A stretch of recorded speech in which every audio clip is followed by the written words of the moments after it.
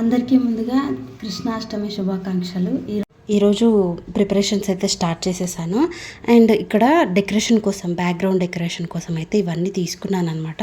తీసుకొని బ్యాక్గ్రౌండ్ కోసం అయితే నేను వర్క్ చేశాను. ఫస్ట్ బ్యాక్గ్రౌండ్ వర్క్ చాలా ఉంటుంది కదా, పాపని రెడీ చేయడం కానీ, ఇలా డెకరేషన్ చేయడం కానీ చాలా ఉంటుంది.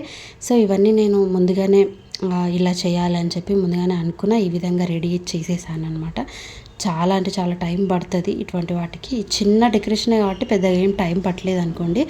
అండ్ నెక్స్ట్ పాపని రెడీ చేయడం అనేది చాలా చాలా టఫ్ అయిపోతుంది. లాస్ట్ టైము మా చెల్లి కొడుకు కూడా ఇలాగే డెకరేషన్ చేసి చాలా బాగా చేశాము.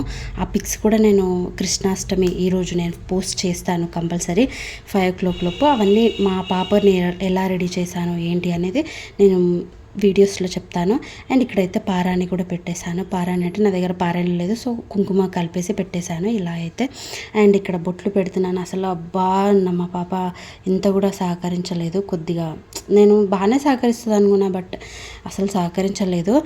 Okay, but it's okay. కానీ ఆ విధంగానే కొద్దిగా సతాయించినా సరే నేను తనని తీసుకొని ఈ విధంగా మంచిగా రెడీ చేద్దామని చెప్పి ఈ విధంగా అయితే స్టార్ట్ చేశాను. ఇంట్లో ఉన్న వాటితోనే ఈ విధంగా అయితే చేశాను. అసలు నేను బయట నుంచి ఏది తీసుకురాలేదు. అండ్ ఇంట్లో నా జ్యువెలరీ తనకున్న పట్టులంగానే వేసి చేశాను. మీరు కూడా మీ పిల్లలకి ఈ విధంగా చేయండి. అండ్ మెమోరీస్ని ఇచ్చినట్టు అవుతుంది. అండ్ చాలా బాగా ఎంజాయ్ చేస్తారు. ఎలా రెడీ అయ్యింది అనేది must watch part 2. Thank you so much.